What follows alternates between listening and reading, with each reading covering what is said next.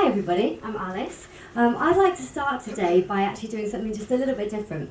I've been really inspired, as I'm sure you all have, with the speakers today, and just hearing some of the things that they're talking about.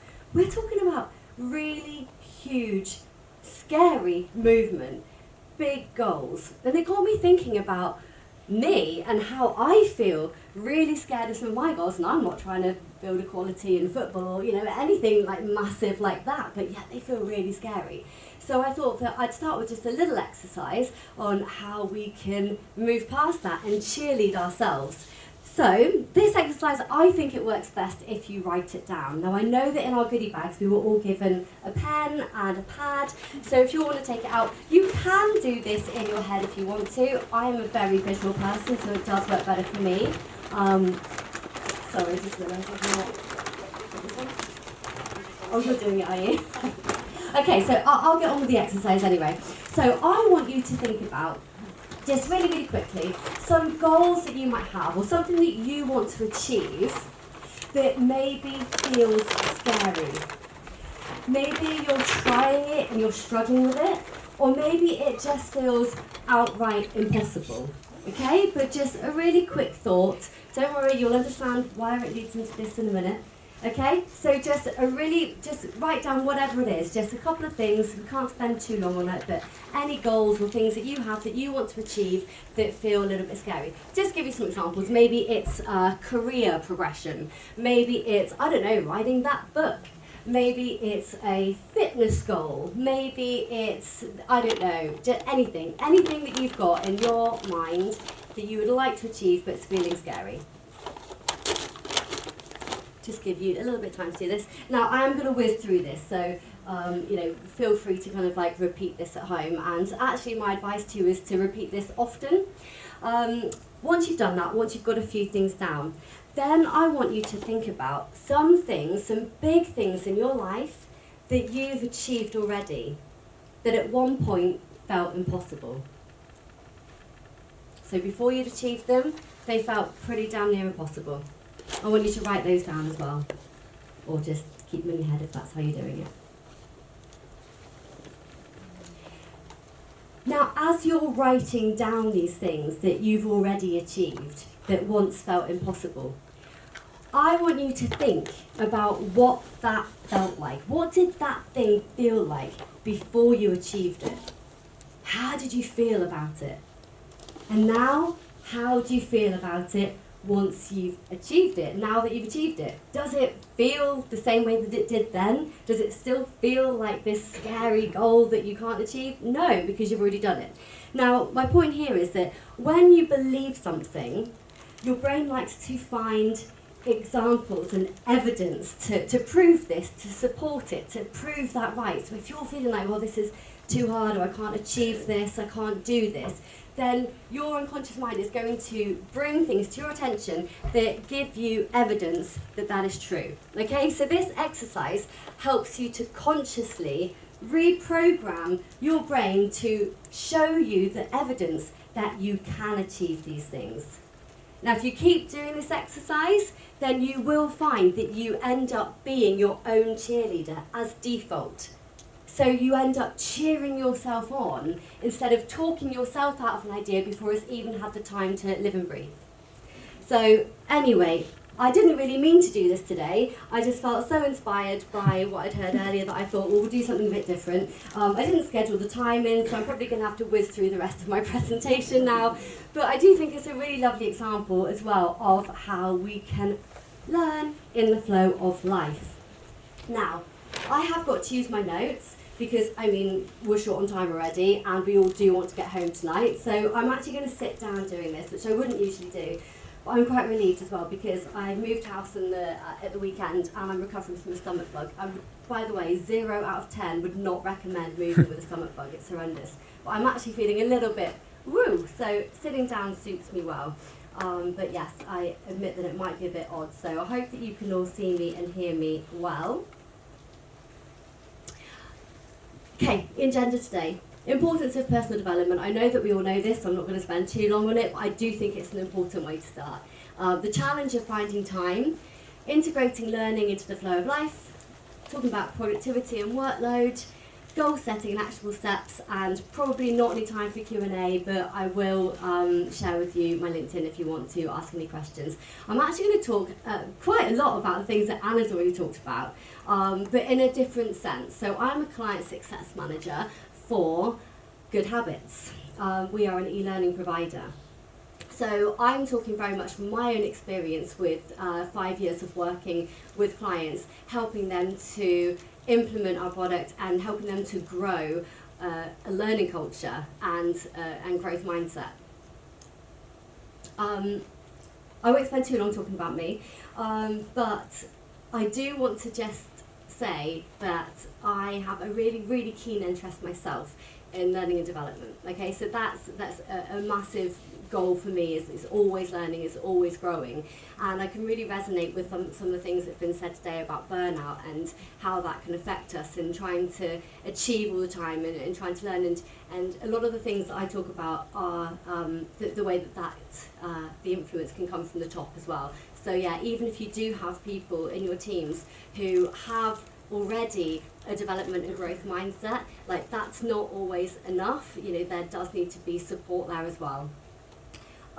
So let me just click on a minute. Sorry, I keep forgetting that my slides are not connected to these, so bear with me a minute. So why is it important that we keep learning and growing? So the world of work is changing. We all know this. I don't know if any of you have heard of VUCA. It is just an acronym, and it basically is a framework that's been designed to help leaders and to help organisations to keep achieving and to build a resilient framework to help their leaders grow in a really, really uncertain world. By 2025, half of our work will be shared by machines. That sounds pretty scary, doesn't it? But actually, with that becomes a need for new skills. Okay, so it's quite exciting as well. And 54% will need upskilling and reskilling to respond to changing work requirements. Organisations need to be agile and fast, learning to succeed. And we did a research study recently, and it came out that 77% of people want to learn new skills. So I think this is really important, because what this shows is that we know that people need to learn. We know that organisations want their employees to learn, to bridge those skills gaps and to learn new skills. And we know that employees want to learn. So where is that disconnect there? Obviously there isn't just one factor at play, but I want to talk to you about some of the things that we can do to help learning become integrated into our lives at work as well. Now, I do love a quote. So the challenge of finding time. The bad news is time flies. The good news is you're the pilot. I love this. I just want to get a little bit interactive here. Can you raise your hand, please, if you regularly prioritise time for self-development? Okay, few, lovely, lovely. Okay, thank you very much. Right, you're out of the game now. So this is just for people who didn't raise their hands. But if you didn't raise your hand, can you please say if you would be interested, or you would like to find the time to regularly prioritise self-development, but something gets in the way. Maybe it's that you don't know where to start. Maybe that it's, I don't know, you just feel like you don't have time. So you would like to prioritise self-development. Yeah, okay, a few more hands. So in order to prioritise learning in our work and at life, it has to be valuable. We prioritise things that are valuable to us and that are important to us. So a conversation that I have quite a lot with people who are really trying to get this message and trying to understand how to create change is about education and how to market what you're offering as well. So with courses, all of our courses are designed to be done in a bite-sized fashion, so you can do a 1 minute here, a 2 minute there, but that doesn't seem to be enough for some people, because they don't actually understand that that's how it works. So it's really getting people to understand what's expected of them, what they're allowed to do at work.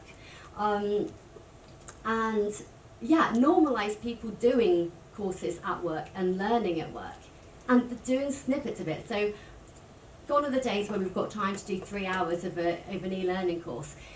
Prioritise people being able to do what they can with the time that they have and celebrating that, okay? So really making people feel comfortable in just doing little bits and really sharing that that's a good thing to do. So making people feel really comfortable with that. Also, I would just like to say that sometimes people don't get started because they just don't know where to start. So when you're thinking about how to help people prioritise their learning, if people are floundering at the beginning of where to even get started, then their dreams being killed right from the offset. So that's another important thing to remember as well. So it may be the case that you need to take what's already been done at your organisation with learning and e-learning and learning development, and you might need to throw it out the window. In order to find time nowadays to learn, we do need to, in some ways, to turn the old e-learning concept on its head. So I'm talking about the where you have to sit and do like a whole course from like start to finish. We just don't have time to do that now. So first of all, it needs a mindset shift. We need to change in behaviour to create new habits, and then we'll reap the benefits that we all know come with learning and development. Another quote, I told you I loved a quote. Success isn't finding the one trick or secret nobody knows. It's doing the boring things everyone knows about but are too undisciplined to do. That hurts. That's me. Get good at being boring. Okay, so of course it isn't all about productivity and time management. If anything, with more flexible hybrid working, the lines are being blurred. People are finding less time to learn. Is time management actually becoming more overwhelming and more complex? In the days that we were in the office all day, if you took a break or if you'd finished a task or something, then you weren't going home. So, what were you going to do? Like sit and scroll your phone or, go and have a loo break or whatever. It was maybe easier to find time to learn in those days. But now that lots of us are home-based, do you have the discipline, if you're taking a break, to sit and do some e-learning? Or are you going to go and put the tea on or put the washing out or something that really helps you to get your work-life balance right? And, so it's about that as well. But it isn't just as simple as having the time. It's about not valuing learning enough to prioritise it in some cases. So what I mean by that is I quite often feel like anxious about my to-do list, that I haven't finished everything, that I'm not ticking everything off, and I just don't have enough time, and it really stresses me out. However, Netflix releases the new series of Selling Sunset, and well, you better believe that I've just found time to binge watch the entire series, not once but twice, in my schedule that is so time deficit that makes me stress and lose sleep. So there we go. We all have time. We just need to reallocate time when there's something new that we want to do. So this is why we must encourage a change in mindset and behaviour, and really coming from the top as well. Practical tips are, of course, really important, and it's great to share, but unless the act of learning is valued from everyone, then people won't willingly make time for it. So we're always looking for that secret pill and that secret strategy to instant success, and I hate to be that person, but there just isn't a secret. It's about value, it's about impact, it's about direction, it's about consistency. And here are just a couple of examples of what you can do to encourage a mindset shift within work. So marketing, do it regularly and make it compelling. Really allow your why to lead the content. So what's in it for the people who are doing the course or whatever it is that you're asking them to do? Really, what's in it for them? Okay, so make sure you're doing that regularly. Also, what do people want? How is it going to benefit them and also make their job and their life easier? Development conversations. Have them regularly. Examples being set from the top are going to make a huge difference. If someone's expecting you to do something, now Gemma, you actually mentioned this earlier, but if you're asking people to do something, if you're expecting something of them, especially when it comes to learning and development opportunities, you're telling them to do a course because it's good for them or it's good for the business or whatever, and you are not displaying that yourself, so you're not taking courses, you're not sharing the benefits of them or anything. What message does that give? It gives a message that it's not important. It really does. And also, for example, I come, years ago I worked in a contact centre environment, and I coached there. And one of the first things to go when the contact centre was busy was development time, coaching that was cut. What message does that give? That it's really not important, but yet when there's time again and people have got their coaching sessions, then you wonder why people aren't taking it seriously and taking ideas to their coaching sessions. 5-minute warning. Jesus Christ. Okay. What can I cut out? The influencer effect. I'm not going to bang on about this, but lots of people do not use this at work, and it's something that is so underutilised and it's so important.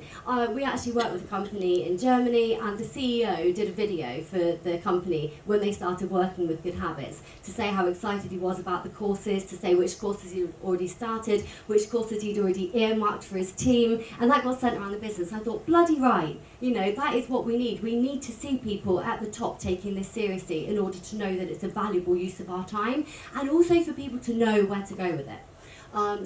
Use people, use testimonials. If something is important, then gather information around it and share it with people. Okay, I can do this. Okay, this is a good one because you can just take a photo of this if you want to, but this is how to keep learners engaged and help them to build discipline. So create a learning environment that makes progression paths easy and obvious. Do you know what? I'm not even going to read these all out to you. You've all got eyes, you've all got phones. You can read through it yourself. I've only got 5 minutes. But yeah, there are lots of different things that include creating a learning environment. And I think that Anna made a really good point as well about micro environments as well. So it's not just about that one learning culture and one growth mindset, but it's thinking about how that affects lots of different people as well. And I come to that in another slide actually. Is it this one? We'll roll with it. Here are some of the things that you can do in order to create a learning environment, and some of the things that you can make sure that you're checking off so that you are helping your company and yourself build up to success. So align with business objectives. Again, I'm not going to go through all of these because it's going to take too long, and you've all got phones as well, so you can just take a snapshot of that if you want to. But number one, and this leads in with the micro environments, is use other teams and other departments when you're trying to create a message. Because if you understand what's going on in the wider business, what the pain points are, what it is people actually want, then you can really tailor your own marketing, okay, so that you're really reaching out to people and they're hearing you, and that regular promotion as well. Anything mega important here? Yeah, creating role pathways and career pathways for people. We've talked a lot about clarity today, and actually lots of people want to progress in their role and want to progress within the company, but feel stuck. They don't know where they're going. Actually, if you've got access to lots of e-learning courses, then make it really clear for them. Just say, look, you want to spend your time doing learning, but you want to make sure that you're using your time in a valuable way. Here's a really nice way that will help you to get there. For example, if I were recruiting for a new manager position, I would absolutely expect that candidate to come to me showing that they have tried to upskill themselves in that area, especially if we have courses available. But then if they don't know the courses are available, then how are they meant to do that? So it's really helping your people along in that journey. Just a quick analogy there. If you're thinking about watching TV with a partner, and who ends up scrolling Netflix or Amazon Prime or whatever for like half an hour before you actually find something that you can both agree on watching, or even you just end up saying, yes, okay, let's watch that because you're so sick of scrolling and you just want to get it over and done with. Well, the same thing can be applied to learning. If you don't know where to get going, then you can waste a lot of time looking through content and then you've got nowhere. Okay, so really helping people understand how to start that journey, what's available to them, and actually what makes sense for where they want to get to is really, really important. Another one that you can just take a photo of, it's just a summary of what I've gone through today. Get clear on your why and get specific with your goals. I think that's really, really important is L&D and HR professionals understand why you're doing it. Why do you want people to learn? Why do people need to learn? Something also really important as well that I think gets missed a lot is actually really getting to the bottom of what people want.